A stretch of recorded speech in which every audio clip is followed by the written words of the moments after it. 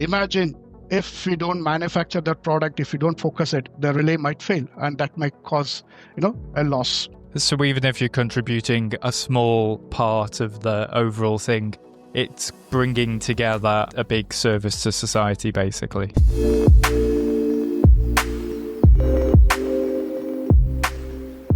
Hey, welcome to Manufacturers Make Strides. I'm your host, Martin Griffiths, and today we're exploring one of the most overlooked yet powerful elements of manufacturing, and that's quality. And quality, it's often seen as a box to be ticked, something that you do to meet standards or to avoid mistakes. But what if I told you that actually quality is much more than that? What if embracing quality could help you unlock innovation, empower your team, and create lasting success? Well, today our guest is Suresh Babu. He's the founder of Innovative Quality Consultants. And Suresh has got decades of experience across manufacturing, software, and the medical device industry. And Suresh has seen firsthand how quality, when embraced as a mindset, can really turn challenges into opportunities. In this episode, we'll break down what quality really means and why it's essential to every manufacturer's success, and how you can start making it a cornerstone of your business today. So let's get straight into the episode with Suresh. Hey Suresh, really nice to have you on the show today. Could you take us back in time somewhat and just tell us how your career started out and what drew you towards quality in the beginning? I started when I was in the graduations, where I was working as a part-time for a small consulting firm, which were providing services to the public sectors, and also the private sectors on certain quality related trainings. And my first guru was Mr. C.R. Pandian, who introduced me to the quality world, where he showed how quality. He taught me how quality can help the organizations, and it was all theoretical. And it was all, for me. It was a Greek and Latin for them at that point of time, but it was quite interesting. But my quality journey, took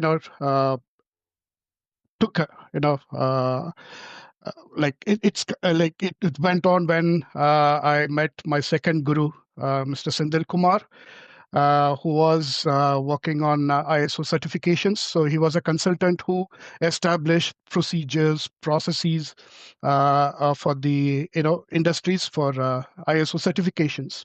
So I was going with him to the industries, and while he was gathering the informations and the other relevant details, so I used to go to the shop floor and understand how the system works.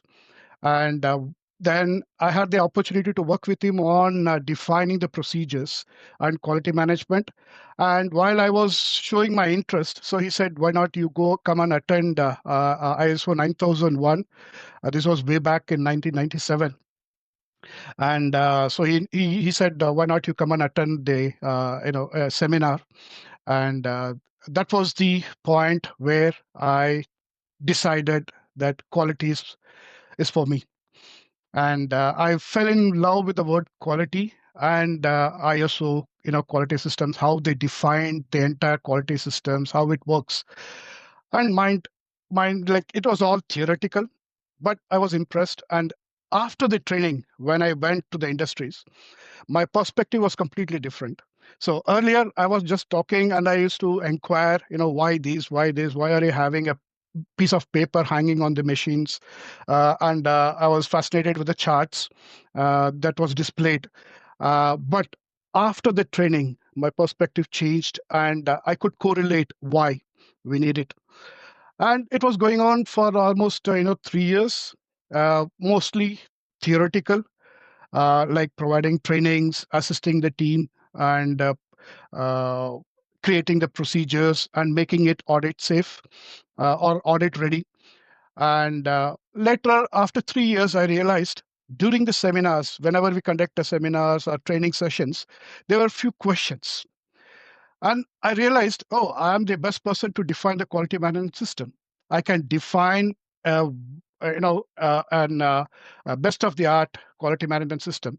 But during the training, Even though they have the procedures in place, they were finding it difficult to implement. So then I wanted to explore, okay, defining is fine, but why people are finding it difficult to implement it? So I want to have a real-time experience and see, why sometimes it fails. So that transformation helped me to understand the difference between theoretical and implementations. And over a period of time, I tried, implementing it. Then I realized the continuous improvement that we need to improve, because we can define a best quality management system, but what make things work is the continuous improvement, identifying the areas where we have difficulties, then improve upon.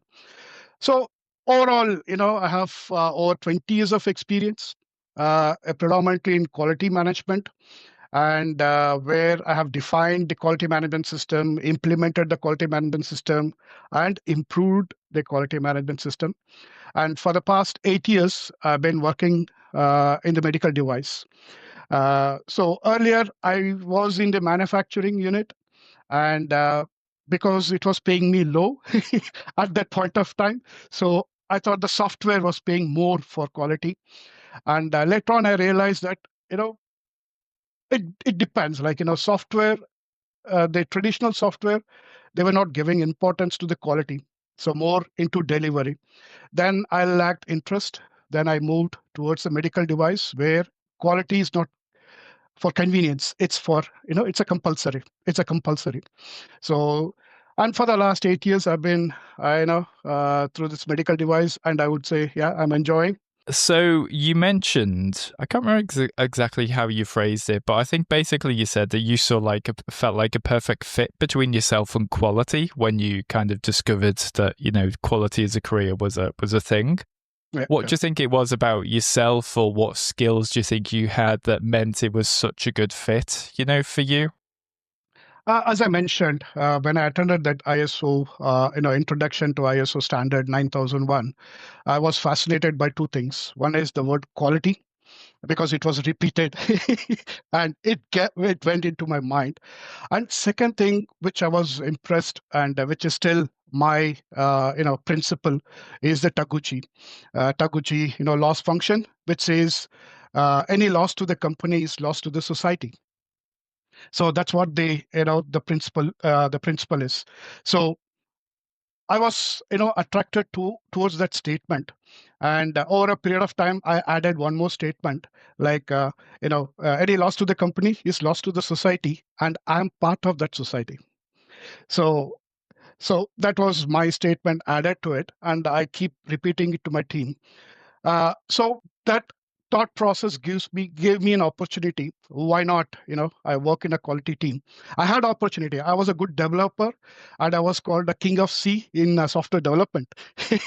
So, but this quality has attracted me so much that by implementing the procedures, policies, and procedures, and improving the quality of the products. That's more challenging. So I love challenges. So I slowly moved towards it. And the journey, I would say, it's not a straightforward. It was a roller coaster. when I sat, when I watched it, everything was fine. But after sitting it, it was a roller coaster ride, ups and downs. But it's the challenges that help me, learn things. Okay, got you. You picked up on something that I've been thinking about a little bit recently, so just be interested in your thoughts on this. Do you think that working in mattress manufacturing is a good way for people to contribute back to society? Yes, yeah. So let it be any industry, especially manufacturing. Like I was working in one of the electronic company which were producing relays for the railways, and so uh, I had a wonderful conversations with the quality manager and with the team, but there was no balance. Like quality manager was very particular about how well, the quality of the product should be, but for the other teams, they don't understand, the technicality of the quality. So they will be asked to do, what they are expected to do, and without realizing what they are contributing towards. Everyone travels. Imagine. if we don't manufacture that product, if we don't focus it, the relay might fail, and that might cause, a loss. So that's how I relate it. Even in the medical industry, I always tell the team that we are not doing our part. We think the patients in mind while performing their activities. That's how I build the culture, the quality culture. So even if you're contributing a small part of the overall thing, Correct. it's bringing together a big service to society, basically. Society. Yeah, yeah, Yeah, yeah, yeah. yeah. Okay, That's great. why that statement, even though if it's 25 years old, the Taguchi, any loss to Yeah, the company is lost to the society, and yeah, reminding that we are part of the society. yeah, yeah. Still true. Good, good, good. So, what do you think? Why do you think quality matters so much in manufacturing? Like, what's at the core of quality for you? Quality is a word, like, as I said, I'm fascinated about, and there's no clear definition of quality. So if you ask, I've been doing research as what is quality, in the medieval ages, or what is the quality journey in the last 100 years? Where did the quality lost its intensity? So during the earlier stage, they were focusing on the defects. So we used to have a quality control, and we used to have a certificate, and there's a QC certified. So they were focusing on only on the defects. And then those were and during the mid 20th century, that's where the industry started making it as a process, as a part of the process, as a quality process, and where they defined a standard, and it was inbuilt into the process, the quality. But still it was reactive, where they used to do the process control. So earlier it was just defect free. That's what they felt, and then it was process control because of the mass production. So that's where when everything blown up after the World War II. So I read a few articles where they mentioned that there was a mass production, and they wanted to have the process control in place. And then in the later 20th century, that's where everything fell apart. Yeah. So because if you see the last 10 years, the technology has improved, the needs and the stakeholder requirements have increased. So the focus on quality was in the confused state.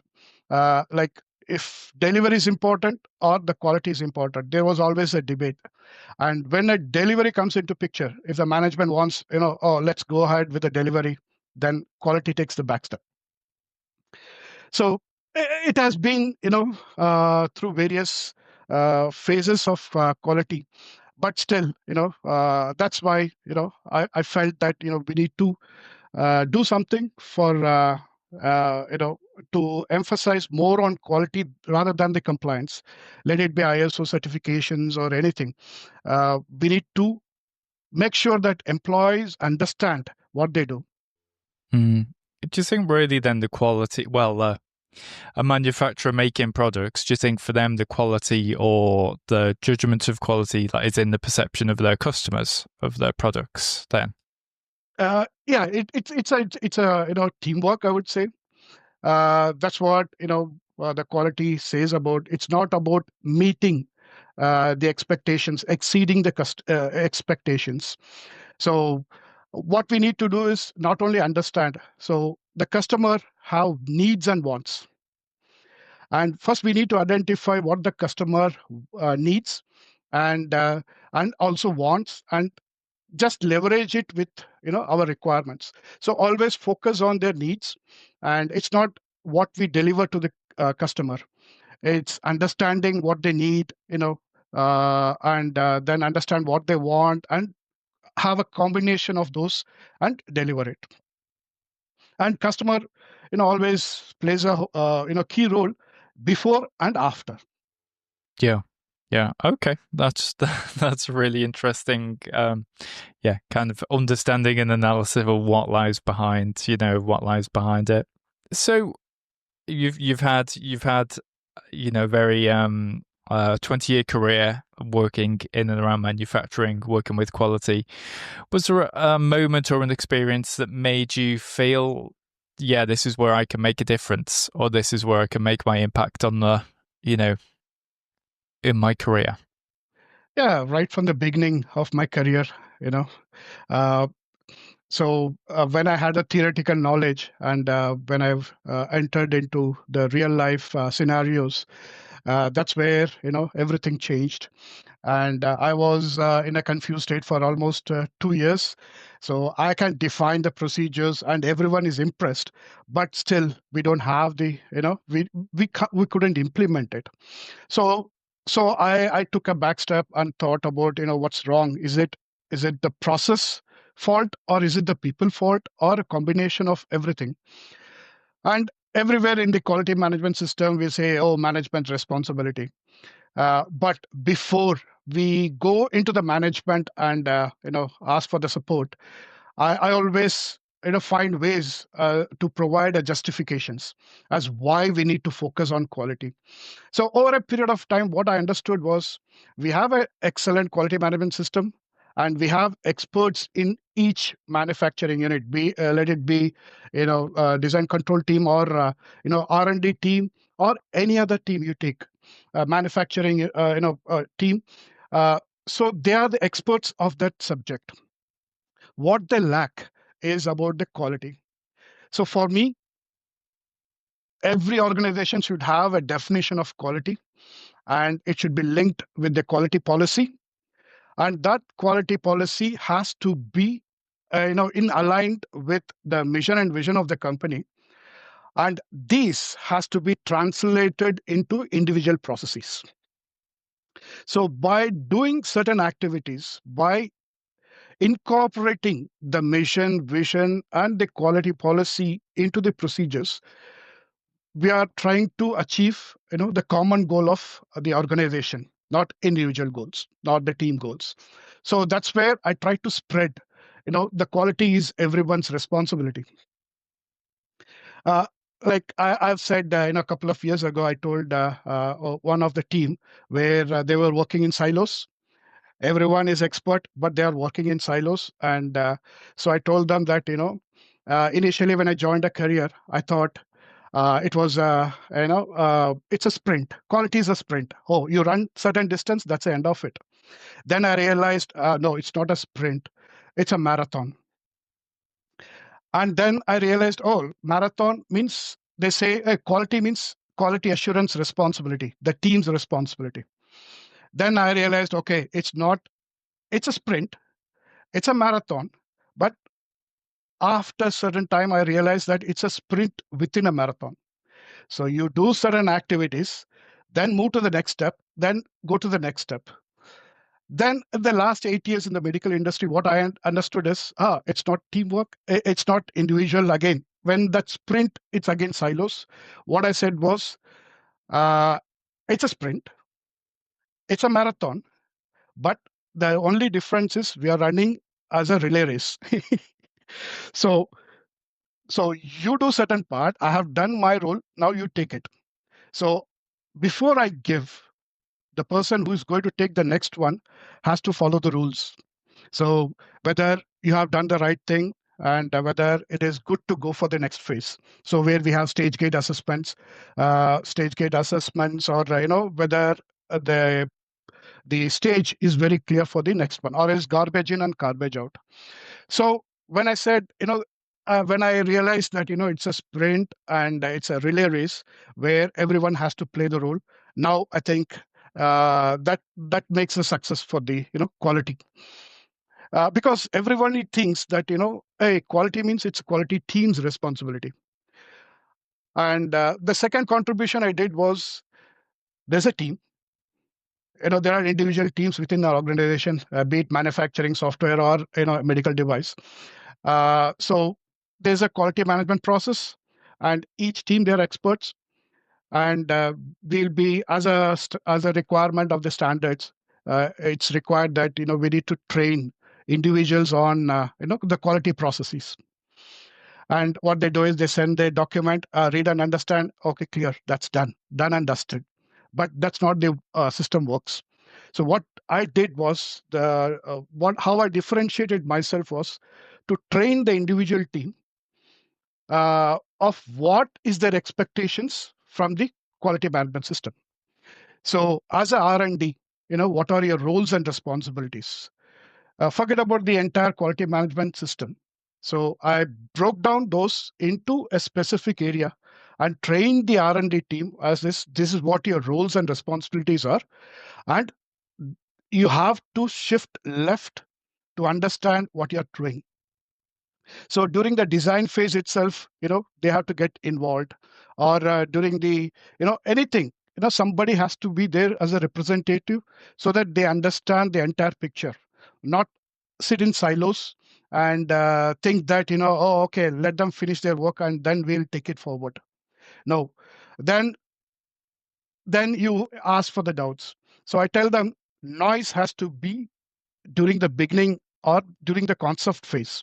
And once the product realization happens, they should be minimized, noises. So how that happens is shift left, engage yourself earlier and, get the product right so that, you'll deliver the quality product. So a lot of changes, as I said, it's a roller coaster, and every ups and downs, I learn lessons. And as long as, I'm enjoying, I'll continue. And, Do you think the lessons in how to implement, quality within an organization, do you think they're, transferable across the different industries, from medical devices to more standard manufacturing, through to software?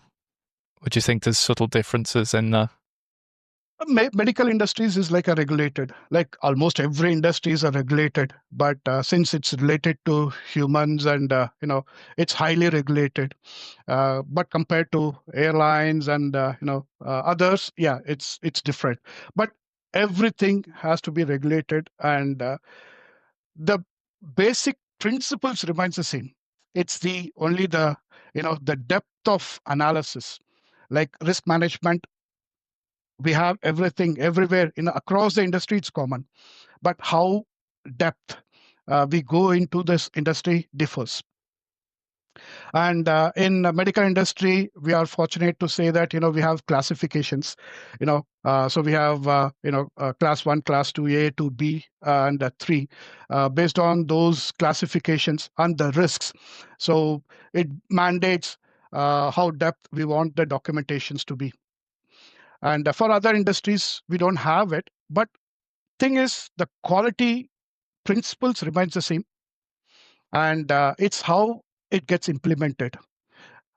It gets implemented, and for that, management support we need, and the mindset of the individuals has to be changed, and the role of quality should be not only for the certifications but for the product realizations.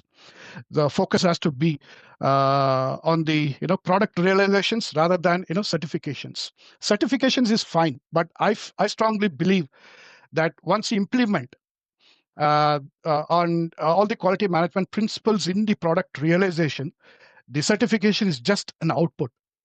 Yes, yeah, and that comes back to what you said before, that you think it's important to kind of first have that an organization should have a clear definition of what quality is for them. That should help define the company policy and should be within the company vision. And then from that, the experts in each of the processes or departments within the company should be kind of trained to understand what their role is in upholding that quality. Correct. Yeah. That sounds really good. That sounds amazing. Can you think of a moment in your career where you noticed that, a company making a shift to focus on quality or to think about quality in the way you do has made a real difference in them? I have, worked as a consultant for many industries earlier, and also work permanent to understand, how things work.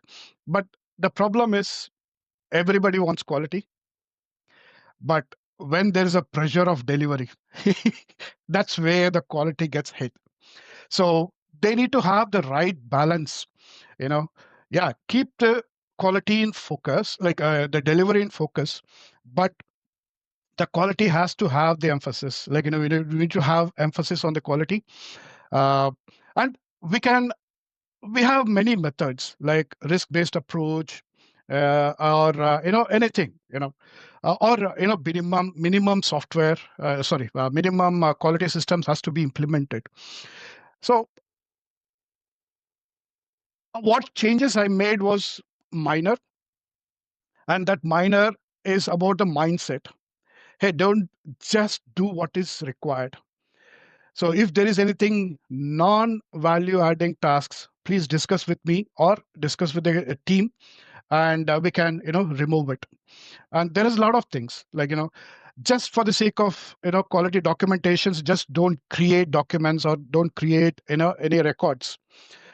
Just try to understand what you're trying to do, and if it adds value, please focus it. If it is not adding value, please talk to the team and say, hey, this particular activity is not working, so I'm not interested to put any effort on this. So it's a gradual change, and what I could create impact is the changing the mindset of the individuals. Hey, quality is simple. Quality is simple once you understand it, and it's easy to implement, and give lots of examples, my real time experience, or create an analogy. Mostly it'll be funny. Like uh, Okay, yeah. Do you have any good analogies that, uh, that uh, you could share with us? yeah, like so do you like Indian food? Sure. Yeah, I do. Not too Biryani. spicy, but yeah. Like, have you heard about the biryani? Yeah. Yeah, Yes. that's a Yeah. famous Indian dish. So I used to provide an analogy related to the quality and the process and the improvements I tried to explain. So what I asked the question to the people in a workshop was, I have certain sets of ingredients to make biryani. So I have ingredients, and I give this ingredients which is taken from the same sample, and give it to the to four different people, and ask them to make a biryani. And what I expect is the output should be the same, but it differs. It differs from the experience, or if I give it to the four chefs, but still there will be slight variations. That's what the question I asked the people. Like, I have the same ingredients, and I am expecting the output to be same, but it differs. So what differs? It's nothing but the process. So how you process those ingredients, what to add when, is very critical. And once you have that process in place, then you can see that not similar, but at least almost similar. And what differentiate this quality does is, you know like, for example, for chicken biryani, uh, the onions has to be fried golden brown. So, why golden brown? If you say golden brown, if the process is fry the onion until it's golden brown, means not everyone interprets in the same way. So they don't know what is golden brown. And what quality does is, hey, just go there, help.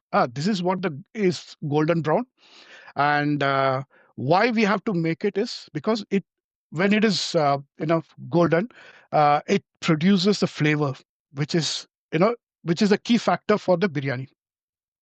When you explain that, you know they take it, and then next time, okay, I need to do it golden brown because it enhances. So so that next time when they eat, there's no flavor, because you must have not done, you're not fried the onion to the golden brown. So those type of things that we need to do. So next experiment what we did was, we gave the process, do it, but still there was a difference. And then, with the process, training, work instructions, guidance document, and supporting, and then once we do it, so we might expect a similar product. So organizations are the same. we have the same inputs, and we have different people within the team who manufactures it.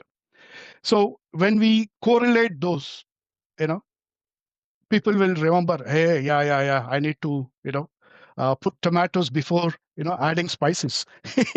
So if you add tomatoes during the spices or before spices, it kills the flavor. So the quality is about, all those. So I used to explain that to team, and I think I put this in LinkedIn long time ago, and I have further modified it. And my daughter always suggests that, Daddy, you're making biryani because you love biryani. But why don't you make it so that it's a universal? So even we can take a pizza or lasagnas, anything, it the principle remains the same. So, if you're enjoying this episode, please give us a follow on Apple Podcasts or Spotify. That would help us to keep bringing authentic manufacturing conversations with the people who are shaping our industry. Thank you. I wanted to pick up on something you mentioned before. So you said usually quality, I think you were intimating that quality can suffer when there's pressure or tension between on delivering, Delivery. and throughput. So what should people do in that situation, and whose responsibility is it, do you think, in those situations to make sure, quality is maintained? Because I've seen situations like that before, where a production manager has his targets for the week, and, as it comes closer to Friday, there's just a big rush on to get stuff out as quickly as possible, just on numbers. Mm-hmm. So what do you think should happen in situations like that? During my initial days, when I faced this, issues, I was shocked. Hey, I thought, quality plays a major role when there is a stress. So that's where the quality has to come into picture and say, hey, we have, deadline, and we have these many works to do. So quality, do you have any work? Can you assist us?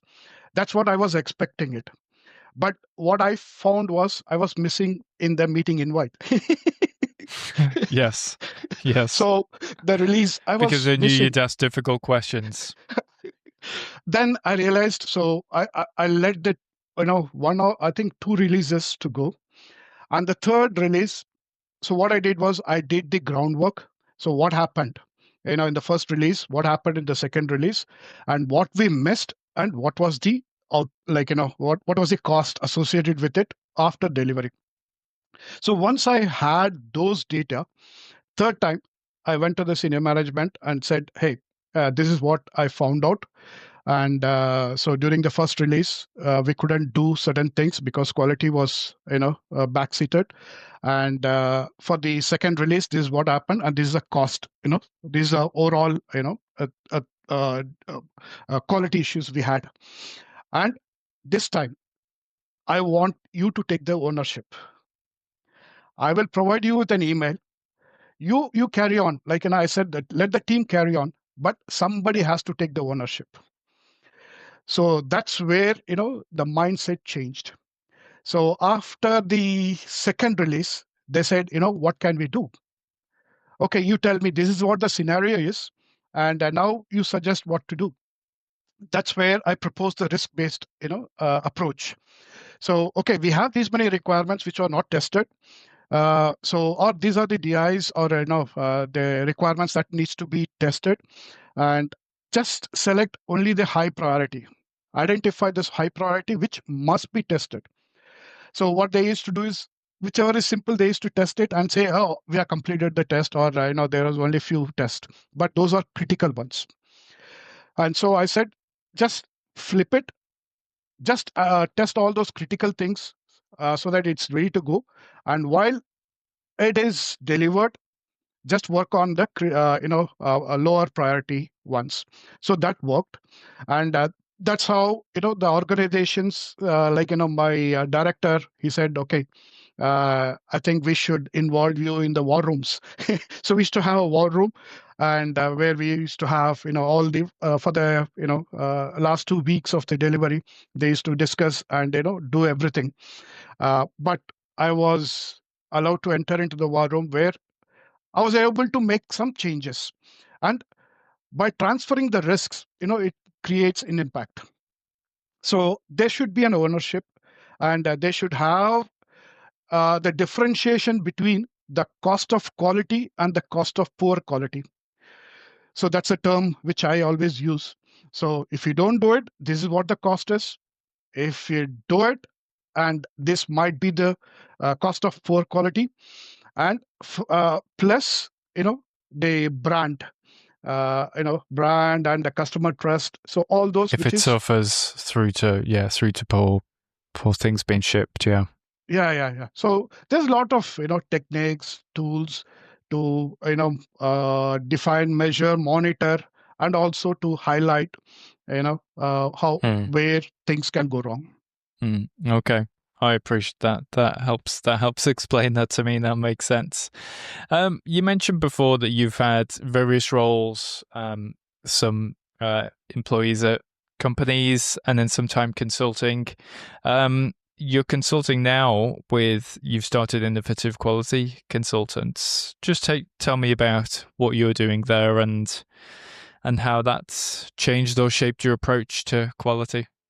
So when I was in a permanent positions, so initially I was a consultant where I used to train corporates, and then I moved into the real world, and being a permanent, where I have a role, and it was always strict. I can't go left or I can't go right. So that has driven me. Okay, why not we try, consulting. So again, I went back to the consulting where during the interviews, I used to say, hey, you're given, this is a job description, but to do this, I need to go left, shift left Yeah, to myself and influence see of the departments of the people. Yeah, and yeah, see, the quality from the source.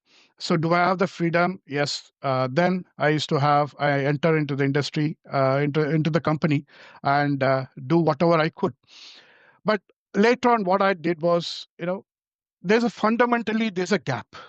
Like, as I said, you know, every organization should have a definition of their own quality, and the quality systems that they define should not be the world class. It should be adaptable and customized to the products. So it's not that go to the market and get the quality management system and start implementing it. Just customize it. And again, a manufacturing unit might have different products, and how these products, should use the quality management system. So there is no tailoring guidelines. Oh, this product is of less, risks.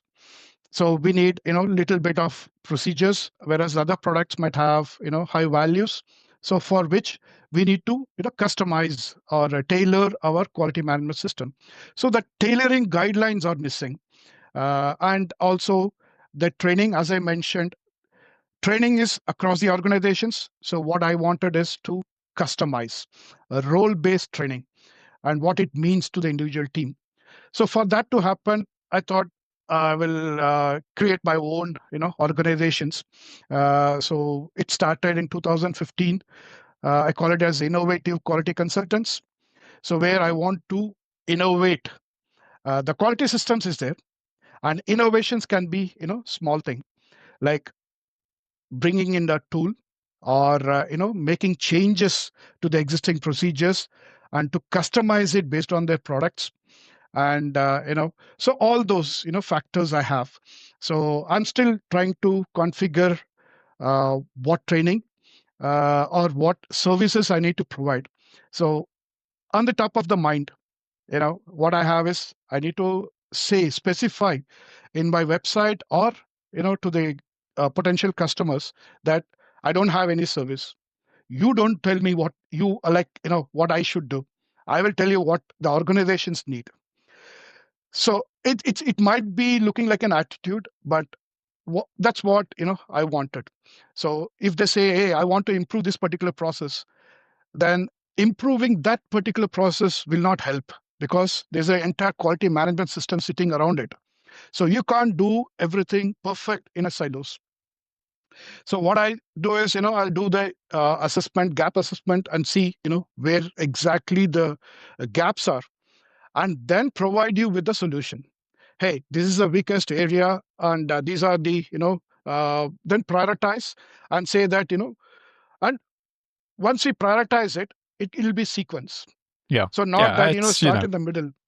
it's like going to the doctor. If you're ill, you can't go to a doctor and say, hey, give me some antibiotics. You have to, it's not your decision to make. You have to give them your symptoms. They diagnose and tell you what you need. Right, rightly. Yeah, true, true, true. So, I just want to make again the same impact, and I never changed my principle. Taguchi loss function. That's what, So somewhere, I need to contribute, and I want to be different from other consultants, like providing what exactly they need, and uh, and so that, at the end of the day, they get benefited, Yeah. not Well, come it's and do it interesting. and leave it. You've kind of circled around. You've got that experience, built those, yeah, had those experiences in various companies, understood what works and doesn't work, trialed things, and now you're kind of coming back to consulting to, to give that expertise. So that's a great journey. Yeah, that's the thing I want to create an impact, and not normal, the quality management system, or creating training, all those. So just identify what exactly is the problem and provide solutions only for that problem. Otherwise, people end up spending a lot of money and with no benefits. Yes, yeah. Of the people that you come across in your industries, what would you say that is like the most often misunderstood aspect of quality from an outsider's point of view? Again, the biggest misconception, which I always feel that quality is quality team's responsibility. Hmm. Not Uh, rather than as opposed to everyone's responsibility. yeah, and the second thing is the quality team rules itself. So they should focus more on the product rather than the audit, or of course audit and other should be the focus should be there. But what I would expect is they should have a separate team within the quality which will focus on the quality, or implementing quality into the products. So we have an umbrella quality team, and under which we need to have QMS related and kappa related, and we should have product related. That's what my emphasis will be, and that's what the common, and of course the common understanding of quality. And when I was a quality manager in one of the electronic company, I used to talk to the people, and whenever I go near them, they get feared. Hey, don't come, because for me, I go to the receptionist and ask, hey, what is the quality policy of our company? Because it has to be the Because you think everyone there should know. Yeah. everyone should understand the quality policy at least, and I used to have a sweet box in my desk, and if they come out with any deviations or excuses, if it is acceptable, I speak. If I don't accept, I just show them the sweet box, and they take, the least thing I can give you is one sweet, but no compromise on quality. Okay, I see. You bring up an interesting thing there about, well, in manufacturing companies, it can be quite a diverse. There can be quite a lot of diversity in the type of people within that organization. From shop floor operators through to team leaders to managers, sale. There's a lot going on. How important do you think and some on one level maybe quite opposing kind of objectives of the people within the companies. So how do you think those personal relationships, building those personal relationships across the different levels within companies like that is important to, how important do you think that is? Do you mean the quality, the team, or? or in general? For say for someone who's working in maybe for someone who's in the quality team, Hmm. do you think it's important for them to build relationships at every level of the company, basically? If the quality is not building relationship, it never, it fails drastically. It fails drastically. Uh, so when I was, a quality manager, or whenever a consultant, I never be available in my seat, because the quality is the team, which is very key to the organizations. And for a quality, they need to keep eyes, ears open, and to understand everyone's problem. So I keep walking across the unit, so that anywhere I hear the word "oh trouble," I'll be there. Because for me, it's an opportunity. If it's an opportunity to solve that problem and build the trust.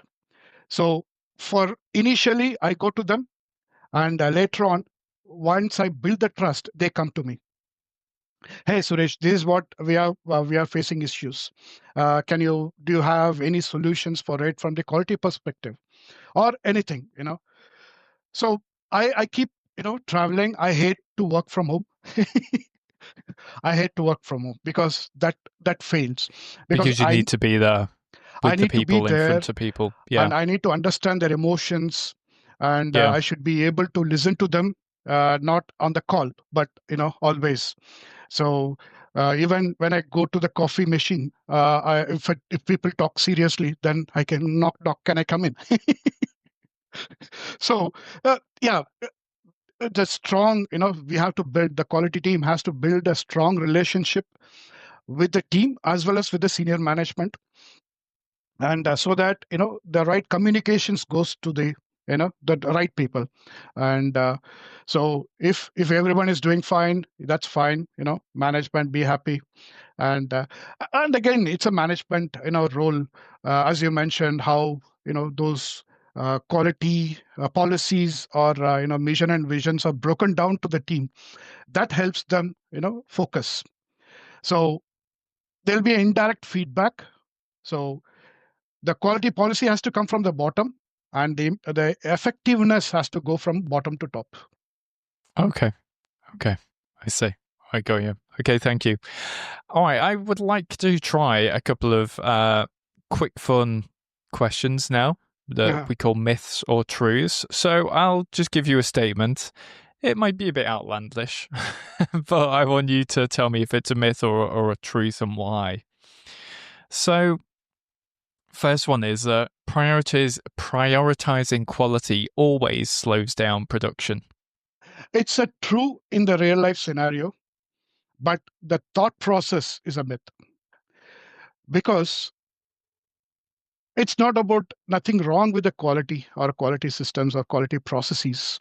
It's about how well it is defined within the organizations.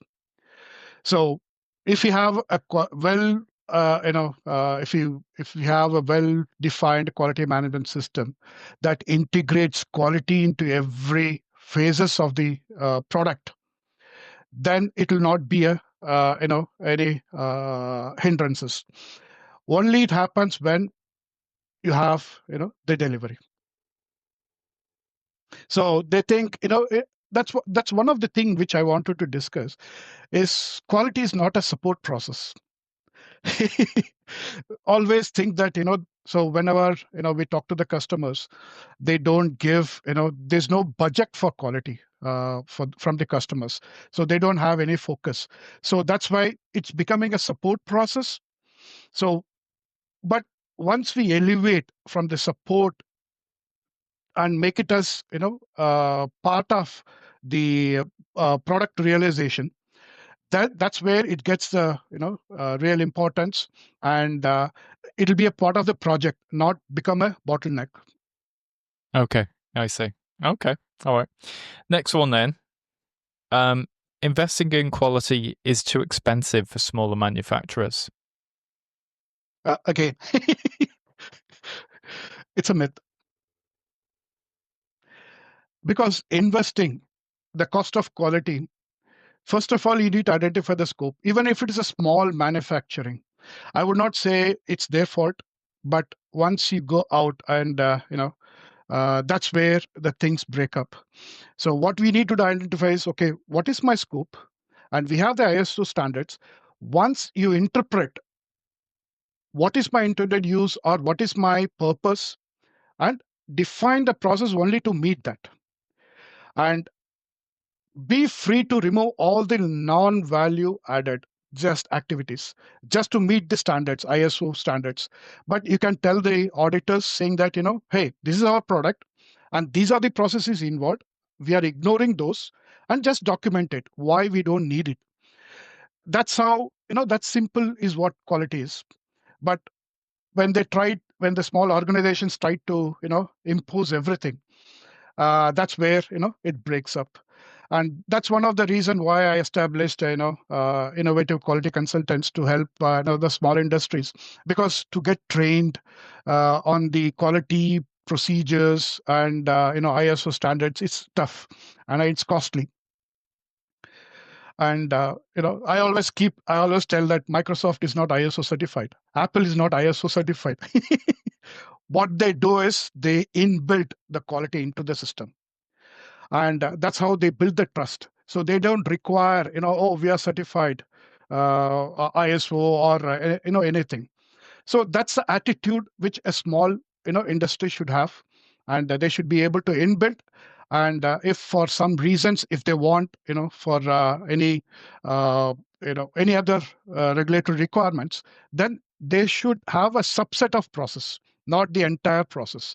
And feel free to discuss with the auditors and that we don't want these processes because it's not applicable. Provide a justification and close it. Okay, I see. Okay. Oh, that was a good section. That thank you for that. That was interesting.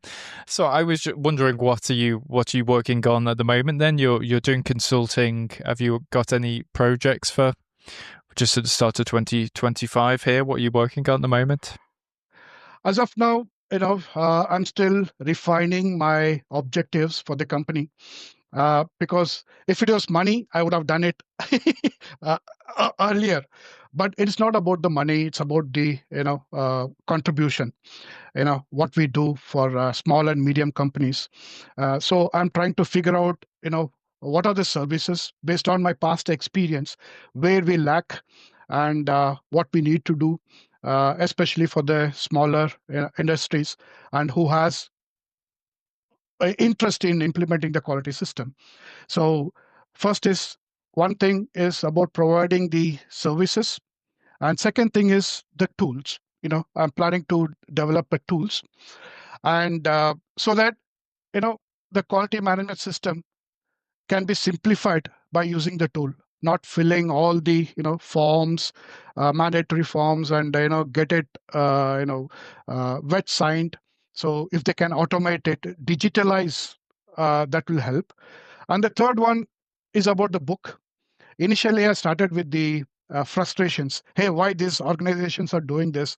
Then once I found the solutions, I need a medium to showcase, you know, where things are needs improvement and how it can be improved. So initially started with one book where I found across the industry. So they have quality, they have compliance to meet, and there's an innovation.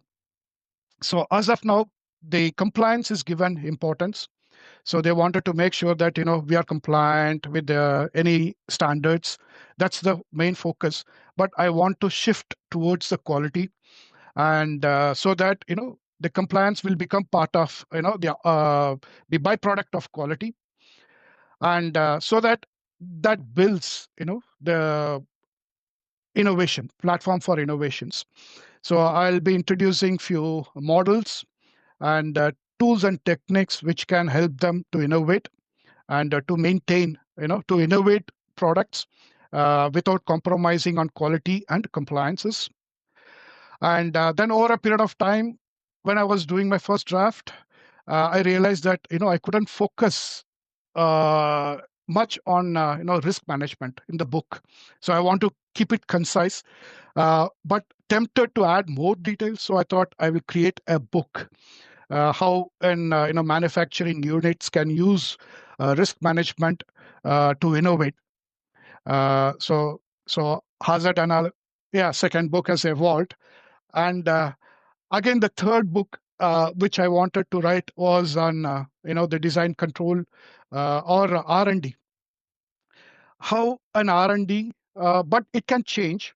I would say instead of R&D, I would say organization. Maybe I don't know, but as of now, I'm focusing on like 18 tools that R&D can use to develop the product.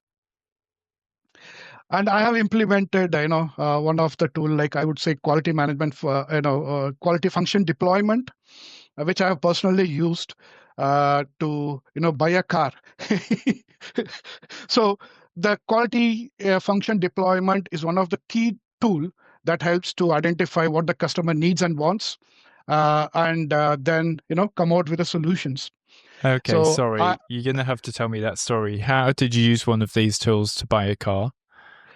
like there's a tool called quality function deployment, and it's a voice of the customer. It's used as a voice of the customer.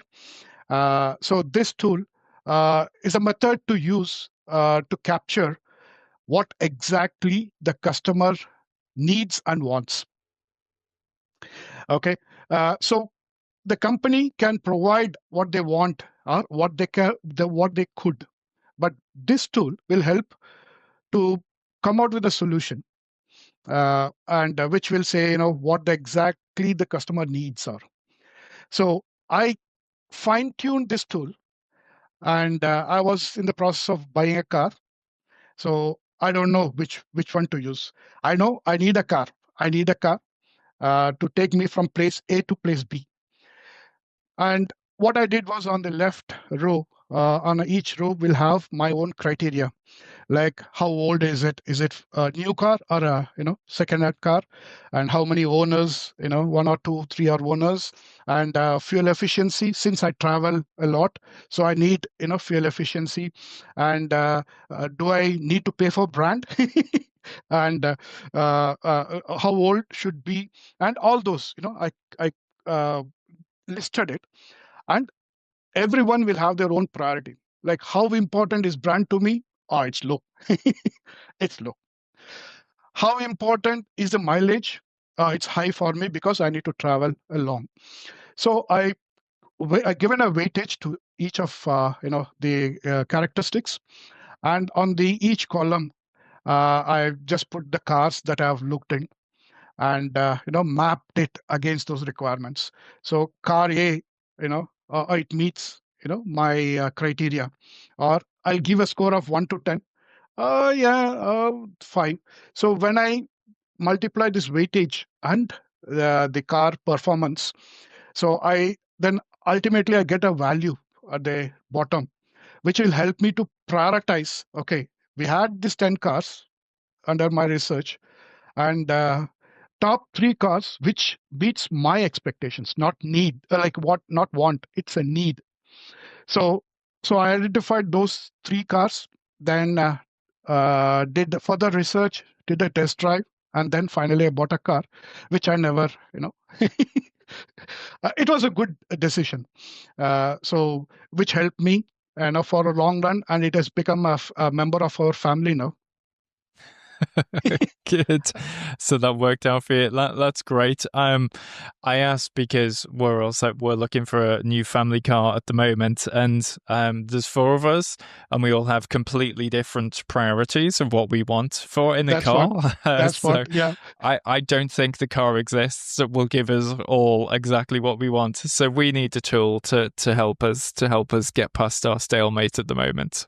Yeah. We have lots of tools. I used control charts for monitoring my blood sugar level, and I impressed the NHS with the way I collected information. So I used to have collections of the reading, and I used to have a control chart which plots it, and I also captured the food that I had And sometimes when I had rice, it spiked. Sometimes it didn't spike. Then comes into the portion control.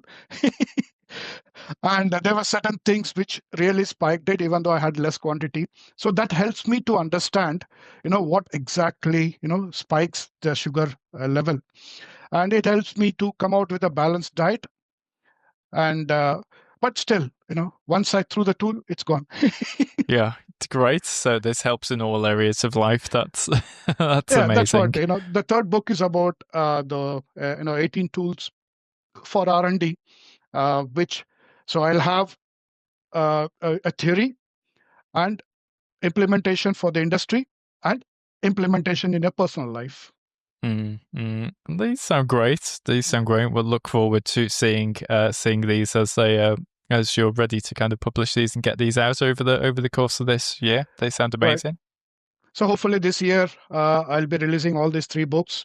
So one book where I said a synchronization of quality, where we need to synchronize quality with the regulatories and innovations, that we can expect it by June, and the rest of it, by end of this year, I think that's my purpose, to release all the 3 books. Okay, this is a great. This sounds a really really exciting project endeavor to be working on, Suresh. That sounds brilliant. Thank you Thanks, very Martin. much for your time today. Really enjoyed this chat today. It was a pleasure. Thanks for sharing your journey and showing how quality can drive innovation and empower teams. What's the best way for people to find out more about you if they want to know what you're up to and to get in contact with you? I have LinkedIn. I'm in LinkedIn, and I'm trying to come out with my own site, sureshbabu.uk, where I want to share all my expertise and what I have done, and what the skill sets, and also planning to write a book on my personal life. And oh wow, hopefully that's a 4th book. That's it's a lot of books in the mix now. That was a demand from from my family. Suresh Babu, son of Subaraju, that's my dad, and autobiography of a common man. Yeah, that's nice. Yeah, So it's a where nice I'll record be to have, isn't sharing. it? Because the family history can get so easily lost within a generation or two when the stories are forgotten, can't they? So yeah, it's nice to have. So you can find me in LinkedIn. Also, website innovativequalityconsultants.com. Yeah, we'll drop links to those places in the show description. So thank you. Just before we go, I had one last question. So what do you think one practical, actionable step is that someone working in a manufacturing company could take today to start embedding quality into their operations? I think I must have said this: value add. So go back, just think of, any activity that you think is not adding value. Just do research. And if it is really not adding value, talk to the team, talk to the management and say, hey, I'm doing this. It's consuming a lot of time and I think it's not adding value. Can we, remove this? Or, or if there is anything that is adding value and it's consuming a lot of time, can they, digitalize it? Can they use some tools to, automate it, or, help them to simplify it? But I would say more about removing all the non value added tasks. So that's what I keep telling, if you think that's not required, please discuss with me, or think it yourself, just remove it. Don't do it just for the sake of, process or documentations or, compliance. There's a different solutions for it. Talk to the quality team. Yeah. Okay. Thank you. That's amazing, Suresh. Thanks a lot for coming on the episode today. And thanks very much. Thank you. Thanks, Martin. Take care. Hey, so thank you for joining in today. Hope you enjoyed this episode with Suresh, where we dug into all sorts of quality strategies and principles.